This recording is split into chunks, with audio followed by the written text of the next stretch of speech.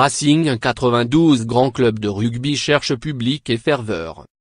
Après presque 30 ans à pousser derrière son équipe, il s'est fait une raison. On a un public de spectateurs, pas de supporters, déplore-t-il.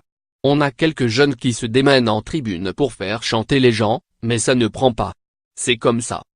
Dan Carter et ses coéquipiers auraient pourtant bien besoin d'un 16e homme pour défier le redoutable Munster à Bordeaux, dimanche 22 avril, en demi-finale de Coupe d'Europe.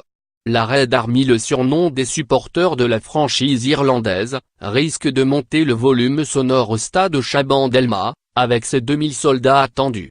Côté Racing, on table aussi sur 2000 personnes. Encore faut-il arriver à destination. J'espère que nos supporters ne seront pas trop impactés par la grève des trains, s'inquiète l'entraîneur, Laurent Travers. Les Irlandais ont, eux, la chance d'être bien desservis par l'avion. Merci le low-cost aérien, autre grande spécialité irlandaise.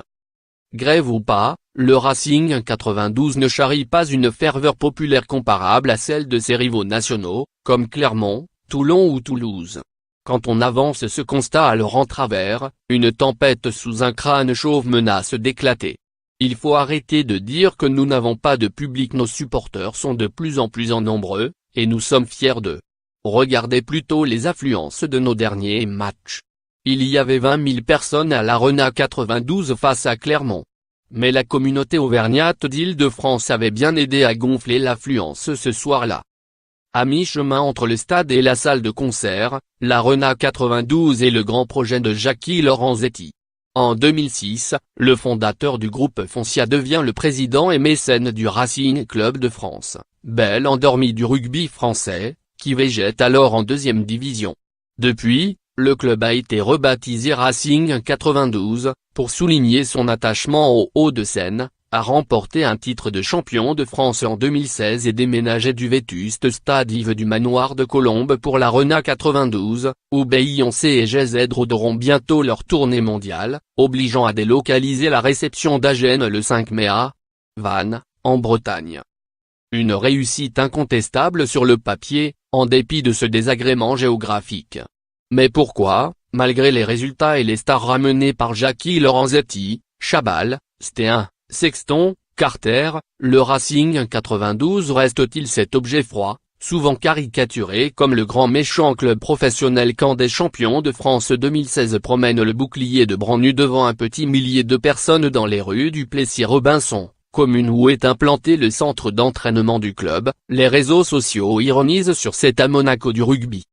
Pour la Boucherie Ovalie, le site parodique qui moque les turpitudes du rugby français, le Racing est une source d'inspiration presque inépuisable. Au départ, on n'avait rien contre, mais la personnalité de Lorenzetti a bien déteint sur le club, explique Oval Masqué, l'un des rédacteurs du site.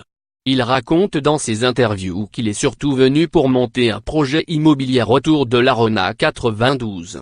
C'est son choix.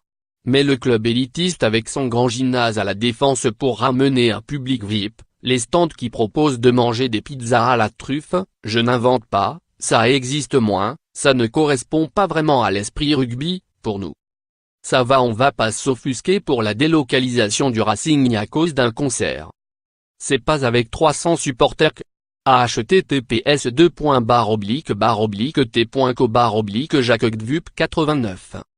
Il n'a pas encore prévu de le chanter, mais Jackie Lorenzetti assume parfaitement d'être le président d'un club mal aimé comme il le revendiquait, en 2014, juste avant une demi-finale de top 14 contre Toulon. Au Racing, on est pudique et respectueux, et plutôt du genre laborieux, expliquait-il pour prendre le contre-pied de son homologue du RCT, le volubile Mourad Boudjelal. Dans les Hauts-de-Seine, l'époque n'est plus à la folie douce de la bande du showbiz des années 1980-1990, quand les Ménel, Lafont, Blanc ou Guillard pouvaient porter le béret pendant un match contre Bayonne, oser le nœud papillon en finale du championnat en 1990 avec Champagne à la mi-temps pour se désaltérer. Avant de rejoindre le Stade Français, Thomas Lombard a fait ses classes chez cette bande de joyeux drilles. Il n'y avait pas grand monde à Colombes pour nous voir jouer, se souvient-il. Son président a voulu tourner la page de l'époque du showbiz pour créer une nouvelle histoire, et c'est louable, poursuit l'ancien international, qui a terminé sa carrière au début de l'ère Lorenzetti. Une histoire ne se décrète pas, elle se construit dans le temps. Au niveau de la popularité, le club n'a pas fait la bascule après le titre de 2016. Pour l'actuel consultant de Canal+, la Renault 92 donne déjà une attractivité nouvelle au club, mais une enceinte, aussi moderne et climatisée soit-elle, ne fait pas tout. Il manque un marqueur pour mieux identifier le Racing. Quand vous parlez du stade toulousain, vous pensez au beau jeu, Toulon ça sera la ferveur. Même le stade français garde encore cette image du club avec les maillots roses, le calendrier. Si vous demandez aux gens pour le Racing, c'est plus compliqué.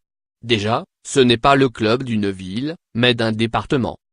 Un premier trophée européen, le 12 mai à Bilbao, Espagne, aiderait à gagner davantage les cœurs.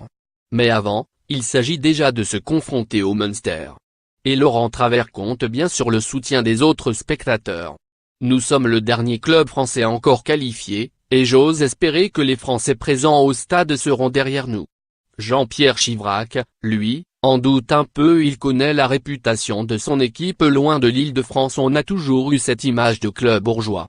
Il suffisait juste de dire Racing Club de France pour voir la réaction des mecs dans le sud-ouest. Et si tout le charme et l'identité du Racing se trouvaient là, le jeune Antoine Blondin écrivait, en 1936, du haut de ses 16 ans, ces quelques mots dans une lettre. Jackie Lorenzetti cite souvent les mots de l'écrivain. Mieux, il a même fait encadrer sa lettre dans l'un des salons du centre d'entraînement du Plessis-Robinson. Les Touilles de Boucherie-Ovalie attendront encore un peu.